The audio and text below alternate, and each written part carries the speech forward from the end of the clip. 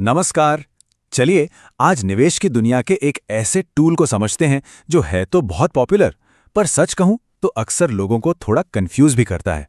जी हां, हम बात कर रहे हैं एक्सचेंज ट्रेडेड फंड्स यानी ईटीएफ्स की। तो इस पूरी बात को समझने की शुरुआत एक सवाल से करते हैं।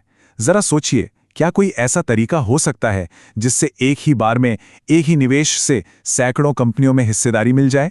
बस इसी सवाल का जवाब हमें ईटीएफ्स तक ले जाता है। देखिए, निवेश की दुनिया कई बार मुश्किल शब्दों और कॉन्सेप्ट से भरी होती है ना? और यही चीज कई बार नए निवेशकों के लिए एक बड़ी दीवार बन जाती है। ठीक है, तो असल मुद्दे पर आते हैं। सबसे बड़ी चुनौती क्या है? यही कि निवेश तो सब करना चाहते हैं, लेकिन बाजार में हजारों कंपनियां हैं। उनमें से एक एक करके सही स्टॉक चुनना ये बहुत ही मुश्किल और बहुत ज्यादा टाइम लेने वाला काम है। और बस यहीं पर इस चुनौती का एक बहुत ही शानदार और मॉडर्न जवाब सामने आता है, जिसका नाम है एक्सचेंज ट्रेडेड फंड, जिसे हम शॉर्ट में ईटीएफ कहते हैं। तो आखिर ये ईटीएफ भला क्या है? बिल्कुल आसान शब्दों में समझिए, ये एक ऐसा फंड है जिसमें स्टॉक्स या बॉन्ड्स जैसे कई सारे निवेश एक साथ पैक होते हैं। और कमाल की बात यह है कि इसे किसी भी आम शेयर की तरह ही स्टॉक एक्सचेंज पर खरीदा और बेचा जा सकता है। इसे समझने का सबसे अच्छा तरीका है एक टोकरी वाली मिसाल। सोचिए कि एक टोकरी है जिसमें बाजार के कई अलग अलग फल यानी स्टॉक्स या बॉन्ड्स रखे हुए हैं, और आप बस एक बार में पूरी की पूरी टोकरी खरीद लेते हैं। ईटीएफ्स की सबसे मजेदार बात पता है क्या है? ये एक तरह के हाइब्रिड हैं। मतलब इसमें म्यूचुअल फंड वाला डाइवर्सिफिकेशन भी मिल जाता है, और साथ ही एक स्टॉक की तरह दिन में कभी भी इसे खरीदने बेचने की पूरी आजादी भी। सच में दोनों दुनियाओं के फायदे एक साथ। अच्छा, तो अब जरा पर्दे के पीछे झांकते हैं और समझते हैं कि ये काम कैसे करता है। मन में सवाल तो आता होगा कि ये सब होता कैसे है। इसका जो बेसिक प्रिंसिपल है वो बहुत ही सीधा और सिंपल है। तो यहाँ सबसे जरूरी बात यह है कि ज्यादातर ईटीएफ्स का लक्ष्य बाजार को हराना नहीं होता। नहीं, उनका मकसद तो बाजार बनना होता है। वो बस निफ्टी 50 जैसे किसी इंडेक्स की नकल करते हैं और उन्हीं कंपनियों में उसी अनुपात में पैसा लगा देते हैं जो उस इंडेक्स में होती हैं। और ये हमें दो अलग अलग तरह की इन्वेस्टिंग स्टाइल पर ले आता है। एक तरफ है एक्टिव इन्वेस्टिंग, जहां एक फंड मैनेजर जी जान से बेहतरीन स्टॉक चुनने में लगा रहता है, और दूसरी तरफ है पैसिव इन्वेस्टिंग, जैसा ईटीएफ्स करते हैं। वो बस चुपचाप इंडेक्स को फॉलो करते हैं, कोई दखलंदाजी नहीं, और इसी वजह से इनकी लागत भी कम होती है। तो अब जब हम इसकी बेसिक बातें समझ चुके हैं, तो चलिए इन तीनों की सीधी सीधी तुलना करते हैं।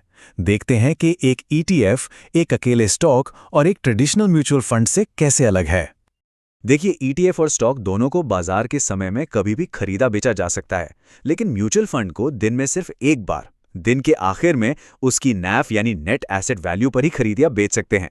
डाइवर्सिफिकेशन की बात करें तो ईटीएफ की सिर्फ एक यूनिट एक अकेले स्टॉक के मुकाबले कहीं ज्यादा सुरक्षा देती है, और कीमत वो भी स्टॉक की तरह ही रियल टाइम में बदलती रहती है।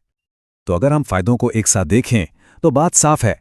रियल टाइम ट्रेडिंग, सिर्फ एक यूनिट खरीदने की सहूलियत, आमतौर पर कम लागत और एक ही झटके में जबरदस्त डाइवर्सिफिकेशन। चलिए अब वापस उस टोकरी के पास चलते हैं। जरा इसके अंदर झांक कर देखते हैं कि इसमें और किस किस तरह की चीजें रखी जा सकती हैं। सबसे आम हैं इक्विटी ईटीएफ्स। ये वो टोकरियां हैं जो सेंसेक्स या निफ्टी जैसे बड़े इंडेक्स को ट्रैक करती हैं। इनके जरिए एक ही बार में पूरे शेयर बाजार का एक बड़ा हिस्सा खरीदा जा सकता है। फिर आते हैं गोल्ड ईटीएफ्स। ये सोने में निवेश करने का एक बहुत आसान तरीका है, बिना असली सोना खरीदने और उसे संभालने के झंझट के। इसके अलावा डेट ईटीएफ्स भी हैं जो सरकारी बॉन्ड्स जैसी फिक्स्ड इनकम सिक्योरिटीज में निवेश करते हैं। और हाँ, अगर कोई दुनिया के दूसरे देशों के बाजारों में पैसा लगाना चाहता है तो उसके लिए ग्लोबल ईटीएफ्स भी हैं। तो देखा आपने, इस एक टोकरी में कितनी वैरायटी हो सकती है। चलिए अब जब हम इतना सब जान गए हैं तो सबसे आखिरी और शायद सबसे जरूरी बात पर आते हैं। अगर कोई ईटीएफ में निवेश करने की सोच रहा है तो उसे किन बातों पर गौर करना चाहिए? ये एक सिंपल सी चेकलिस्ट है। नंबर 1, ये तय करें कि किस इंडेक्स या सेक्टर को ट्रैक करना है। नंबर 2, अलग अलग ईटीएफ्स के एक्सपेंस रेशियो यानी सालाना फीस की तुलना करें, जितनी कम उतना बेहतर। तीसरा, ट्रैकिंग एरर देखिए, मतलब फंड अपने इंडेक्स को कितनी सफाई से कॉपी कर रहा है।